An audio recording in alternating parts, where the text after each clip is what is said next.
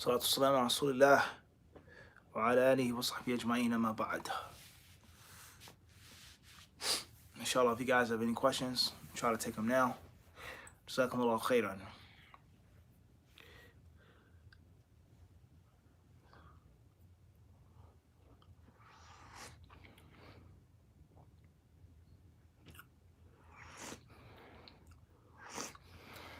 Alhamdulillah, tonight is some green gunpowder, Chinese gunpowder tea, classic staple tea, been around for a very long time.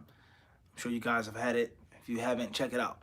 You can find it at pretty much any supermarket, even if it's not like a health food supermarket or organic supermarket or a tea type of supermarket, huh? Inshallah ta'ala.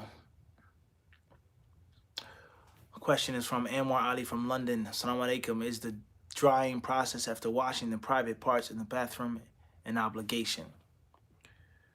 No, you don't have to dry your private parts. All you have to do is remove the impurities from your private parts. That's it. You don't have to dry.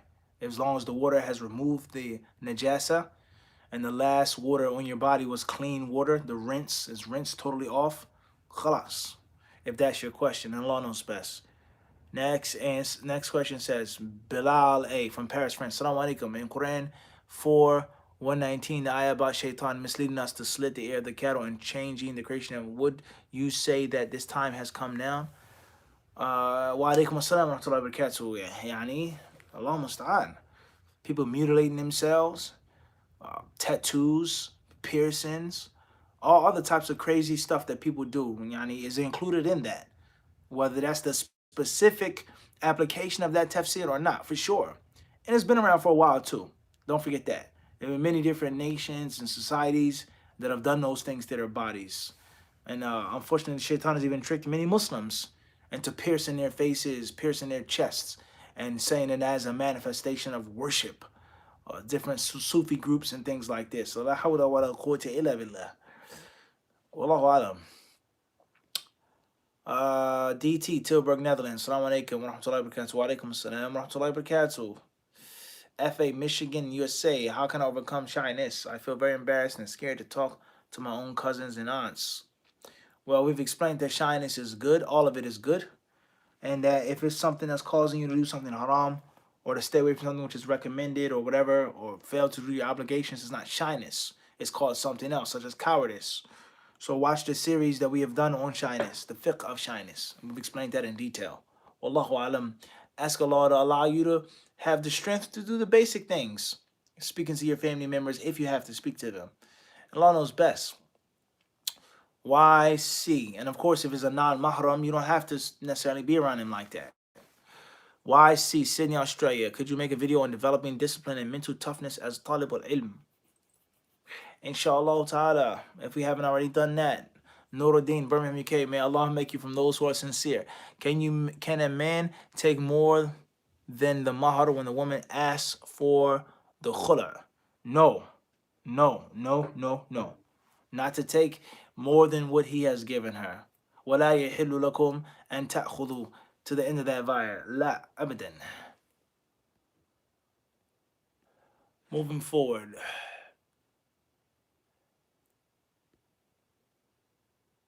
Next question. Not to take more than that. That's going to be harmful to the woman. Inshallah, ala qawl rajih sahih, bi'idhnillahi ta'ala. Boston, Massachusetts. Rayan. The rest of the initials. AS, Harlem. Yo, Harlem, New York. Assalamu alaikum, Sheikh. How do you hone your English speaking skills when you did most of your time in Medina? Well, I mean, I'm not the best speaker in English. That's a fact. But before I went to Medina, English was one of my favorite subjects in school. I always loved English. I always loved history, and I always loved language arts. Always did. Okay, even in certain times in which certain parts of school I wasn't interested in. That's first and foremost. And then on top of that, nothing to do with me honing anything. A blessing from Allah, my parents. I inherited. Of course, you have to be humble, but the person's asking a question for a reason. You can't deny the truth and fake piety and be ungrateful to Allah's blessings. As a young child, alhamdulillah, I was always intelligent and articulate. And I remember as a young child, people always praised me in abundance, sometimes too much, of how well spoken I was and how intelligent I was as a young child. And it had nothing to do with me. That's from my parents. That's just something I inherited from them. Okay.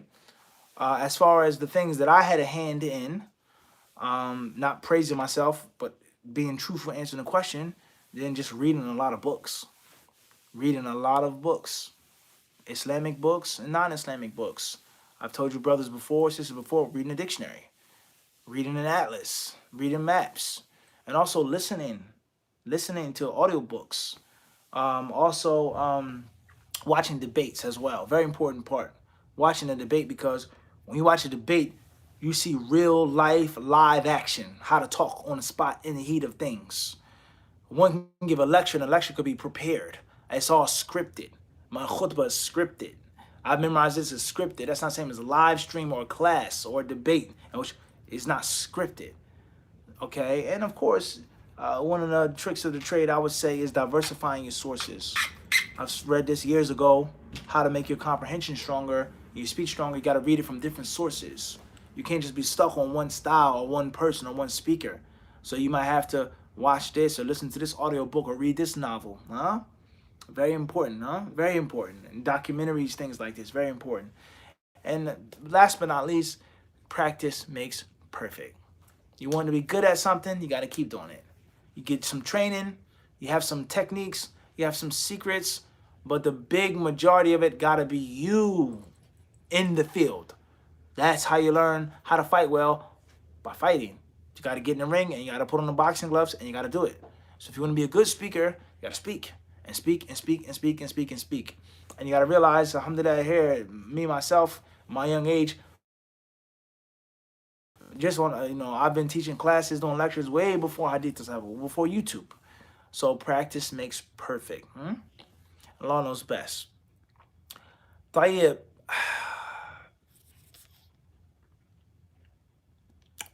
Next question states, DT, Tilburg, Netherlands. And of course, before we go forward, you got to understand something, that when we were in Medina, we try to stay busy and make the most of our time. We're not perfect. We're far from perfect. We have shortcomings and flaws some humans know about, and some things only Allah knows about. What's important is that make the most out of your time in Medina. Just because you're in Medina doesn't mean you're stuck in Medina. I will be in Medina and I would travel mentally. I'm in Jordan with Sheikh Al-Albani. Sheikh Al-Albani died, but I have his whole tapes, all of his whole set of tapes in my library, listening to it, brushing my teeth in the bathroom, washing my clothes, washing out my thobe. I'm listening to Sheikh Al-Albani. So I'm in Jordan. Okay, I'm in Medina, and for example, I have some old English novels. I'm in, Victorian era in England somewhere. Do you understand what I'm saying to you? You got to broaden your horizon, and you got to make the most out of your time. So just because you're in one place doesn't mean you're in one place. And as Ustad Samir said, may Allah bless his journey in Egypt and allow him to come back to us better and stronger. I mean, it's not the move, it's the movement. Just because you're in one place doesn't mean you're stuck there. So if you're in Philadelphia, if you're in New York, it don't mean you got to be stuck there. I'm in Medina as I speak, reading, studying, listening. And there are brothers who are in different countries who are stronger, have better work ethics, study ethics than those overseas, sitting in front of the Kaaba. Sitting in front of the Kaaba. They don't study. There are brothers who graduated from Medina. They barely studied. They just barely, they barely studied. So it's all about the work that you put in. All right? And Allah knows best. طيب, question states, DT, Tilburg, Netherlands. Does driving to work without a license make my money haram? The trip is very hard to cycle and I'm contemplating quitting. Marriage has become wajib on me. No, it does not make it haram. Not at all. طيب. YM Stokey, UK. Is it permissible to wear clothes with flags of countries on them, or does this fall under nationalism? It's best to avoid that if you can. I can't say, I don't have the authority to say that it's haram to wear clothing just because it has a flag on it. As long as the flag does not have some type of major symbolism or symbolicism of kufr and shirk. All right, it's not necessarily haram to have a shirt with an American flag or a British flag. Best to avoid, for sure. And Allah knows best. Initials. Jazakallah khairan. AS London, UK. Assalamu alaikum. What is the difference between sinning intentionally and having courage against Allah? I think it's talking about premeditated sins. You fall into something off of lust. And of course, there's always going to be some premeditation. You're thinking about it, you have desires. It's not the same as a person fighting it, holding back, and then just, I can't take it no more. I got to do it. Versus, I'm going to systematically plan my journey to this bar, what kind of alcohol I'm going to drink. I want to have Irish whiskey. I'm going to have a scotch on the rocks. I'm going to do this. I'm going to do that. I have this money. I have this planned out. I have this fake ID, da-da-da-da-da. It's not the same as someone who's fighting the urge to drink, right? And Allah knows best. Perhaps that's what you mean. Allah knows best. IB, Assalamu alaikum. Sensei, I'm a beginner to the Arabic language. Could you direct me to a good dictionary Arabic to English that I can reference in my studies, both hard copy and digital? Tayyib, wa alaikum salam to Allah. May Allah make your journey successful. I mean, there are many dictionaries, Arabic to English. The first dictionary that I used was Al-Mawrid. Beforehand, where I used Mawrid. That's what I would recommend. And Allah knows best. Al-Mawrid, Arabic to English. Or get both Al-Muzdawij. Arabic, English, English to Arabic. Wallahu alam. TM, Ontario, Canada. Assalamu alaikum, Sheikh. I applied to receive government funding, but after I received it, realized it most likely wasn't eligible for it. Should I return the money? Take the money and give it in sadaqah, inshallah. If you don't feel like you're eligible for it. FF, I don't care. Assalamu alaikum, Sheikh. What are some ways to refine your speech in a way where you can talk less and mean more? Like we previously mentioned, practice makes perfect. You got to have a good training, a good amount of words, good amount of knowledge in your head for you to even summarize. So you guys got to understand the concept of 5 minutes of fa'idah. 5 minutes of fa'idah may be 50 minutes condensed into 5 minutes. So I may study and review and practice and research and memorize for an hour just to speak on it for 5 minutes. So you got to have a lot to play with, a lot to shave. You understand? And Allah knows best. King Kenyatta, the initials. Jazakallahu khairan. A very good question, but you got to put your initials in. Barakallahu feek. FC, Harlem, New York. Assalamu alaikum. Is it haram to use your left hand if a person is interested in converting and grew up left-handed? Are they required to change this? Wa alaikum salam wa rahmatullahi wa barakatuh. You can use your left hand for many things. Certain things you can't, and certain things you should not. Become a Muslim. Bring the person to Islam. Anyone who wants to be a Muslim, you shouldn't be speaking about those things. Period. Tawheed, monotheism, worship, fundamentals of Islam, heaven, hell, so on and so forth. Gradually groom them into Islam. And Allah knows best. The left hand is not absolutely prohibited in Islam. Certain things, but not absolutely. Hassan M. from Toronto, Ontario. Salams, is it haram to delay marriage beyond 30 years of age? Wa alaikum salam wa rahmatullahi wa barakatuh. Get married if you can. You shouldn't delay it if you don't need to delay it. That's the best thing for you. AA from UK, London. Assalamu alaikum. Praying in the clothes you slept in, what's the correct way? There's nothing wrong with that as long as the clothes are clean. As long as the clothes cover the odor, there's nothing wrong with that. Let Toronto, Canada men use skincare such as creams and lotion, or is it feminine? You gotta mention your name, your initials, city and town, city and state. RA from Boston, Massachusetts. What do you recommend for a brother entering college soon while being a Muslim and following the deen? Have good company. Have strong company around you. Have good hobbies. Have things that you do in your free time. Don't have too much idle time. And have a goal and an objective. Cannon, Michigan. If a person is weak and has figured out women's he's attracted to are ones who want music at wedding, what to do? Unable to find women looking for sunnah wedding that I'm attracted to. Ask Allah to open up your eyes and your heart. You can't have your cake and eat it too. You want a beauty queen with no deen? You want a deening woman without that much beauty? You want a woman that has moderate beauty, but she's on the sunnah? You got to pick your poison. You got to fight. You got to pick your battles. But you think that you're going to get a supermodel and on the sunnah, zuhd, way of the salaf? As they say, good luck. Let me know when you find them. You want a woman, that's following away, but has everything from the dunya? Let me know when you find them, inshallah. What's important is keep looking, keep searching, ask Allah to make it easy for you. And that's a lot of open your eyes and your heart. And maybe you'll find a woman that's pleasing to you. That's on the sunnah as well. And there are many beautiful women, inshallah, on the sunnah and want to learn. Beauty queen, different story. And Allah knows best. I don't know if that's what you mean. You may not mean a beauty queen. You don't have to be unattracted to a person just because they're not a beauty queen. But you get the point. Many brothers, they have this stigma.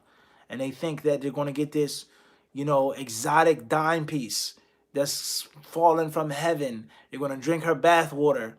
And she wears niqab, gloves, a screen. She reads Sharh Sunnah for breakfast. She goes to sleep making witr. And they really think that. Wallahi, I know many brothers, they think, oh, she got to look like this. She got to have this. She got to be exotic. I need her eyes to be purple color eyes. And she got to have this type of body type. And she's going to wear a screen and gloves and be obedient. And be my second, third, fourth, fifth wife and so on and so forth. A lot of brothers living in dream world. Allah musta'an. Tayyib. Perhaps this will be our last question. Initials ALT, Toronto, Canada. Can men use skincare products like creams and lotions, or is it feminine? Tayyib. There's nothing wrong with using lotion. And there's nothing wrong with taking care of your skin. All right? Too much of it, for sure. Me personally, if a man is taking 30-minute ritual for his skin and his nails and his hair and this and that and pedicure, manicure, my ears, this and that, it's a bit much, for sure. Even if he's not a feminine man, or as they say, sweet or sugar in a tank or whatever, it's just too much as a man. You don't have to be ashy. No one is saying that you have to be an ash monster in which you rake your arms and it's white lines. No one is saying that. And no one is saying that it's haram to use lotion or to put shampoo and conditioner in your hair or Vaseline or lip balm, Blistex or chapstick or Burt's Bees, whatever product you use. No one is saying that. But for a man to spend that much time on his appearance and his skin and everything has to be moisturized and exfoliated to the T, it's not necessarily a good sign, I would say. And of course, this is relative. There are many brothers who I will call them pretty boys or pretty brothers. Brothers who are very handsome, mashallah, and they give a great deal of care and concern to their physical appearance. They like to be sharp. They like to be clean. Not best. Allah is beautiful, and He loves beauty. We've explained that hadith in detail several times. Allah is beautiful, and He loves beauty. So we don't make that haram. However, there is a limit between being handsome, being dapper, being sharp, being cute, and between losing your masculinity and being like a woman and being, subhanallah, I have to put lotion on my fingertips. I've seen brothers like this overseas, literally. And that can get in the way of many other important things that a man needs to do. Allah surely knows best. Wa sallallahu sallam wa barak ala abdihi wa rasulihi nabiyina Muhammad. Thanks a lot, guys, for tuning in, for watching. Thank you for all of your support. Don't forget about the fiqh of abortion, the last Thursday of this month of January at 9:30 p.m. Eastern Time. Jazakumullahu khairan. Also, the Saturday Q&A sessions in the list of services that we provide with regards to counseling and therapy, personal tutoring, and exclusive things with regards to the amount of people here on the live stream and the limited time that we have. So you can find all of those services on our websites and social media outlets. Jazakumullahu khairan. Assalamu alaikum wa rahmatullahi wa barakatuh.